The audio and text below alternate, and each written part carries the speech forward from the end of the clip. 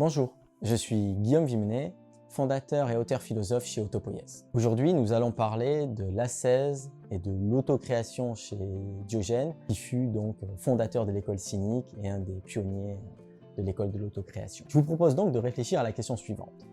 L'homme doit-il imiter la nature et vivre comme elle?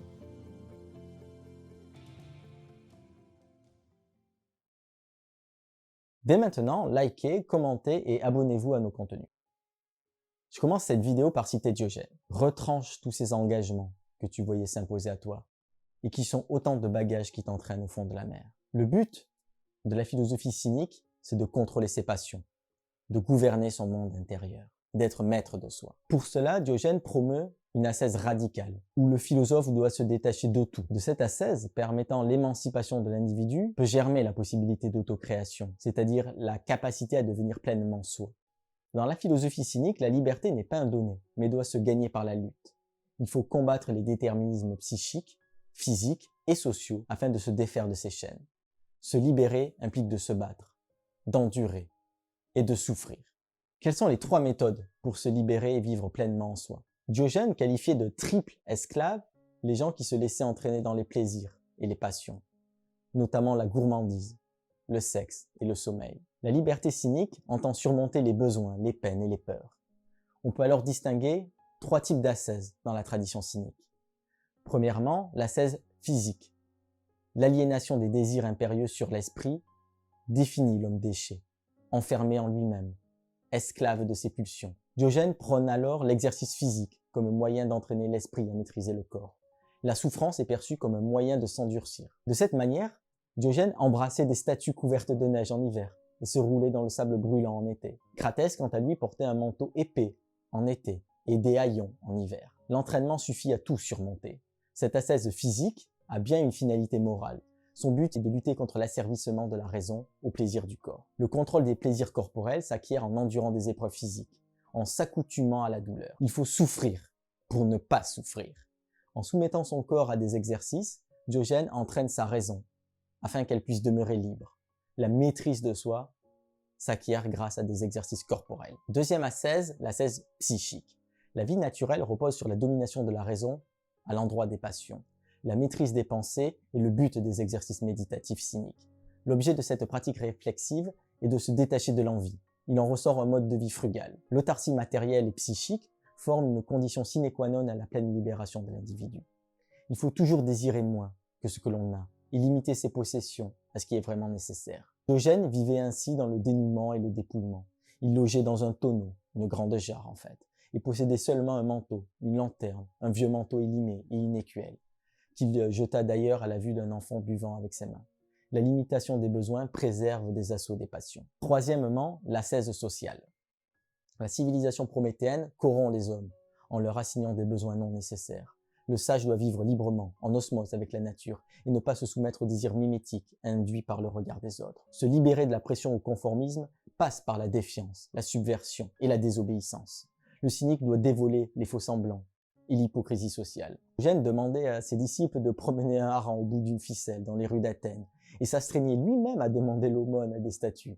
Vivre en marge de la foule est le chemin de la liberté. Dans l'approche socratique, l'émancipation de l'individu se réalise par l'apprentissage du savoir, la vertu connaissance. Comme on peut le remarquer, chez les cyniques, le savoir ne joue aucun rôle dans la quête de liberté. La philosophie de Diogène se concrétisant dans la pratique. Elle est anti-intellectualiste. La sagesse cynique n'a pas besoin de connaissances et critique la prétention au savoir des philosophes de son temps. C'est par l'expérience des épreuves de la vie que l'on apprend. L'homme n'a pas besoin de raisonnement pour parvenir à la vertu. La philosophie morale de Diogène consistait à remplacer une méthode pratique et subversive en lieu et place d'une approche rhétorique, mathématicienne et logicienne. À la linguistique et à la théorie, Diogène préfère l'action. C'est le propre de l'ignorance de beaucoup parler. Comme bien plus tard Wittgenstein, Diogène observe l'indicibilité des choses, l'inefficience du langage et l'aporie des débats philosophiques purement rhétoriques. La signification d'une chose découle de son usage. En ce sens, la philosophie doit être pratique. Ainsi, une démonstration par les faits sera toujours plus convaincante qu'une argumentation par les mots. De cette manière, Diogène répondit au paradoxe dialectique de Zénon par son propre mouvement. Vers quel idéal mène la liberté cynique? La philosophie cynique est un combat qui se situe dans l'arène de la vie pratique. et quotidienne. Agir en cynique revient à lutter contre les forces de résistance qui veulent soumettre notre liberté. La sagesse cynique, voire même l'art philosophique, consiste à se détacher de ses chaînes, devenir maître de soi, régner sur son empire intérieur. Voilà la promesse du cynisme. Soulignons que seuls les dieux peuvent jouir d'une autarcie parfaite.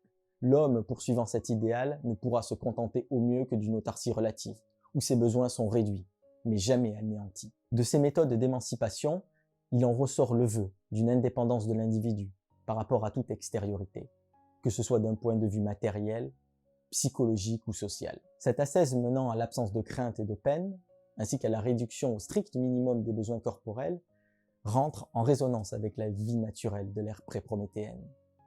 L'homme doit copier la nature, se placer en conformité avec elle. Chez Diogène, la liberté renvoie non à la création, mais à une nature primitive.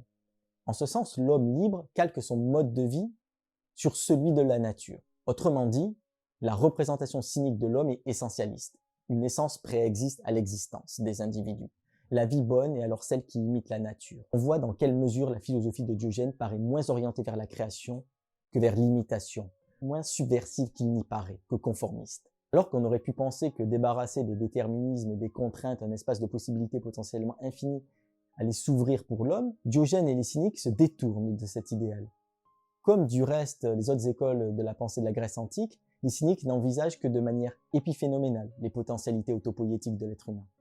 Même pour Diogène, l'homme ne se place guère dans une dynamique d'autocréation. Dans le récit des cyniques, l'homme s'affranchit, se libère pour revenir vers un paradigme perdu, la nature, qui représente en fait une essence primordiale pour l'homme. Dans la philosophie cynique, l'essence précède bien l'existence.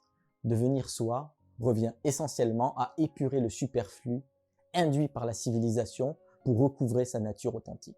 La liberté doit-elle tendre vers l'imitation ou l'autocréation? Au-delà du bien-être individuel, la vertu de la liberté est aussi de permettre le changement sociétal, de mettre à distance les usages courants, de condamner les représentations partagées.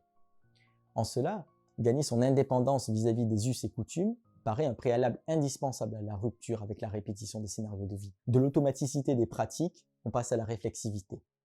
Mais Diogène préfère retomber dans un modèle d'imitation, en usant de la liberté retrouvée pour simplement copier une essence enfouie dans le passé pré-prométhéen, en accord avec la nature. La pensée cynique voit dans ce monde pré-civilisationnel un modèle à suivre, un standard à dupliquer. En outre, Diogène présente des moyens de se libérer, mais on trouve peu de traces concernant l'utilisation de cette liberté retrouvée pour le bien commun. Que faire de son indépendance, à part vivre paisiblement en soi-même, loin des souffrances du monde? Dans un monde parsemé d'injustice et de chaos, où l'absurde est partout présent, l'indignation, la révolte et l'engagement deviennent une obligation morale. Le bonheur ne suffit pas. La liberté dans un monde en déréliction n'a pas le moindre sens. L'indépendance ne peut constituer le souverain bien quand le vivant s'éteint si violemment. Dans un monde où règne une telle objectivation du vivant, une telle inimité à l'égard du sensible, la liberté ne peut qu'être un moyen pour se mettre au service des êtres conscients. Diogène disait que pour aller au bonheur, il faut savoir marcher, même à travers les flammes. Néanmoins, peu importe son bonheur personnel si tout devient brasier autour de soi, s'il n'y a plus que des terres brûlées à l'horizon. Effectivement, en soi, le sage peut se détacher de tout, y compris de l'extinction des espèces et de la souffrance infligée à l'ensemble des vivants. Mais la vertu morale doit aussi s'inscrire dans une discipline de l'action, où l'homme se met au service de la communauté planétaire. Chacun porte en lui le germe du changement. Pierre Rabhi raconte ainsi une légende amérindienne. Un jour, il y eut un immense incendie de forêt. Tous les animaux terrifiés et atterrés observaient impuissants le désastre. Seul le petit colibri s'activait, allant chercher quelques gouttes avec son bec pour les jeter sur le feu. Après un moment, le tatou, agacé par cette agitation dérisoire, lui dit « Colibri, tu n'es pas fou? Ce n'est pas avec ces gouttes d'eau que tu vas éteindre le feu. » Et le colibri lui répondit « Je le sais, mais je fais ma part. » Pour deux raisons, l'homme libre ne devrait jamais renoncer à sa faculté de créer. Premièrement, soit par goût pour la création en elle-même. Créer, c'est vivre deux fois, disait Camus. Deuxièmement, par un refus catégorique et impérieux d'accepter les traitements mortifères infligés aux êtres sensibles, comme le colibri. La révolte et l'indignation doivent moins mener à l'imitation d'un âge d'or passé encore idolâtré, le retour à une essence, qu'à la création d'un monde symbiotique nouveau, c'est-à-dire la définition d'une nouvelle existence.